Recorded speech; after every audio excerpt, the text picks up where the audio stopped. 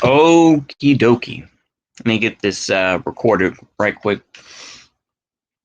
I'll just take, I've just been working a little bit, so I think I would record this and get it knocked out. So, the right side of history.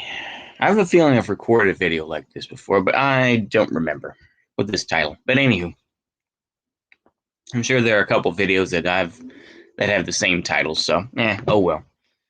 Anywho, point is this. The right side of history. This whole idea that's like, well, we were the ones who knew what was right all along. Oh, to me, it is a ridiculous argument.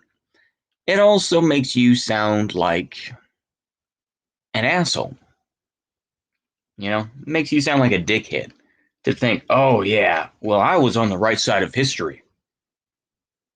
Okay. And that's about the response I would give. Okay. Good for you. Do you want a cookie?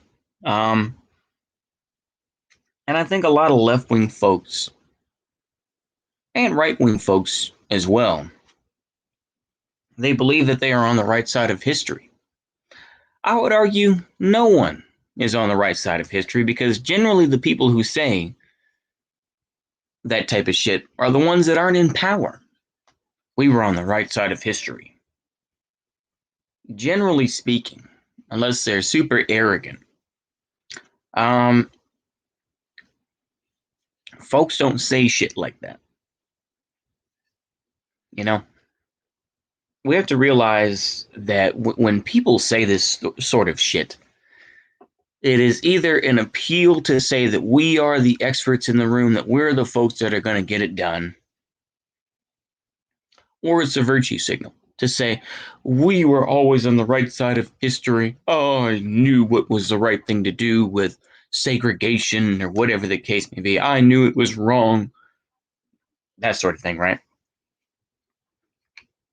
So when I hear these sorts of arguments where it's just like, oh, well, I knew it was right. I knew what was right regardless. I'm just repeating myself at this point, but it makes you look sanctimonious. It makes you look as if, oh, well, we know about all those things. And for me, it is pointless to be that way. History is a very fickle mistress. History is continually used as a way to justify rule, or as a way to justify whatever you want to, really. People see Nazis in their soup. There are very few actual Nazis, in my opinion, in the United States that will actually do anything.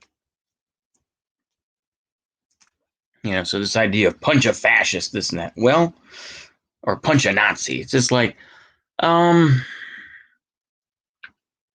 you punch Richard Spencer once, and you act like it's just the greatest. It's like, you don't say that to like punch a thug, something like that, right? You don't say, punch your local drug dealer, because guess what? That local drug dealer is probably going to have people around him, and they're just going to kill you. They're just going to shoot you. So you don't say dumb shit like that, do you? They, punch a Nazi. It's like most of the people that say that, and of course, even people like Vosh have had to admit this.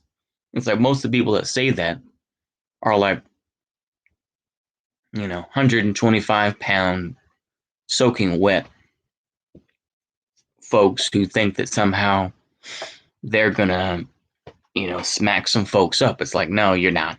No, you really aren't. But yeah. I mean, that's how I feel about it anyway. It's just ridiculous when you hear this sort of thing. But that's my feeling on that term. I don't like it. One of many things I don't care for, but yeah. Anywho, just a short video to upload. Type your thoughts. Anyway, see you later. Goodbye.